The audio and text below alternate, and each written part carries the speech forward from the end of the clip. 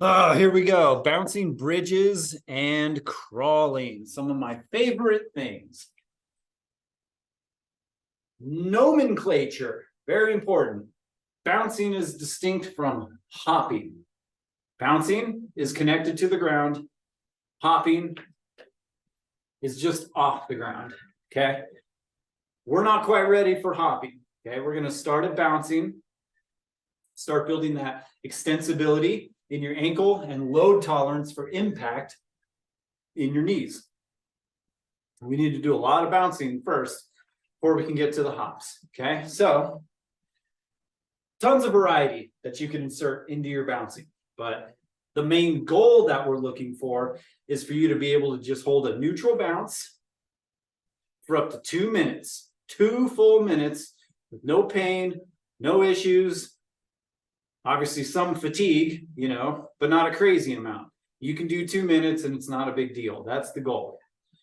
From there, how you get there, this is one of those ones where there's a lot of variability and there's no wrong answers other than pain above a 3. If you hit pain above a 3, we don't avoid that position. We do a slightly less intense version of it because that's where the missing movement is, and that's what's going to fix it. The thing that hurts you is always the thing that fixes you, okay? So options for you to play with. Think about our discussion on forces going through the body. Right now, this is compression, tension, compression, tension, compression, tension. But we've got 2 other forces. We've got the shearing force and we've got the torsion, twisting force. That's pretty much what the body does. It can handle those 4 forces. That produces all of our movement. So if I wanted to go out of compression, tension and into shearing, I could turn to the inside on one side. I could turn inside on both sides. I could lean. Okay, all those things add the shearing force, the lateral force going into the knees. And you can think of this as lateral movement. This is building you up for anything that goes side to side. Okay, so what does that look like in practice? Bouncing, you can just overweight one side.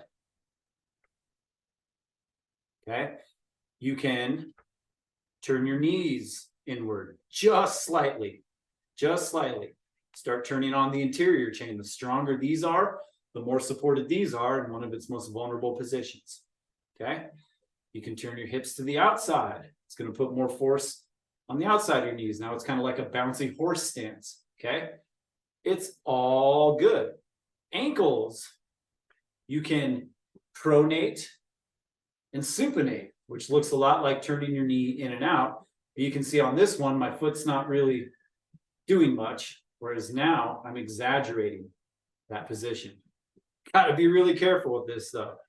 You start supinating into a bounce, now you're kind of playing with fire a little bit. I probably shouldn't even show you.